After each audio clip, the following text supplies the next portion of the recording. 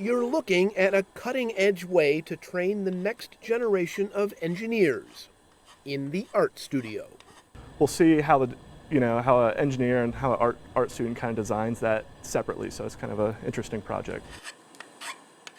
Junior Travers Thurman is part of a new collaboration at the University of North Carolina, Asheville. In it, art and engineering students work together to design products. This aluminum prosthetic is the result. This part is going to be strapped to the arm like so, and then this part will attach from the front about right here, and it can hold about any tool.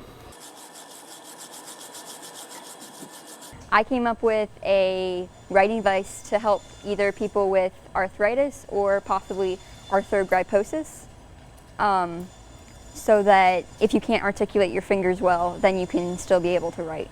And there's good reason to blend art and engineering. Just listen to Fiona Popp describe her design. This is just where your hand sits when you're writing, so it could have just been anything like just an oval or something, but we wanted to make it something that was interesting to look at. And then this part is the part that I fabricated separately. It's just made out of PVC pipe and a bolt. So the idea, what I'm going to end up doing is gluing it onto here so that you can put the pen inside and then tighten so that the pen stays still. And then with this attached, you'll be able to move this around and it will be like you're writing. And so what the art students bring to the table is they bring an understanding of art and design concepts.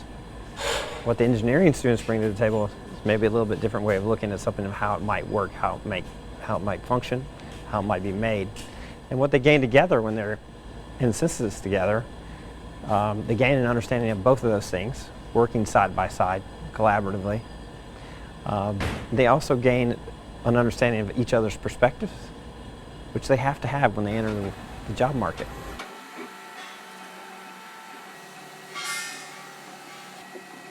Technology, especially 3D printing, makes this collaboration possible.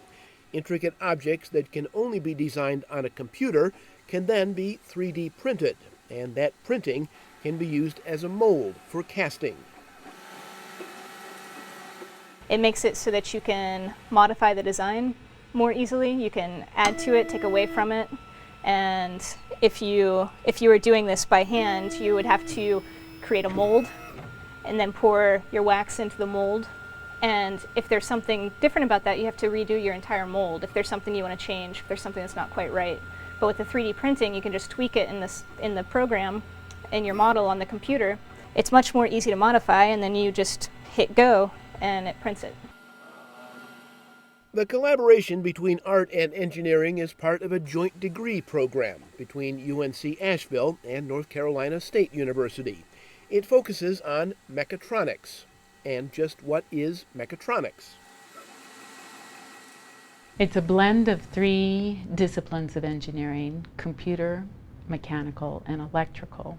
And the purpose is to train people to design automated devices in their entirety, the whole system. There's a world of difference between 3D printing and mold pouring, but faculty members say the program is a reflection of the changing workplace. It's not enough to simply know a process or a technique. Workers need to understand each discipline and be able to collaborate and work across disciplines.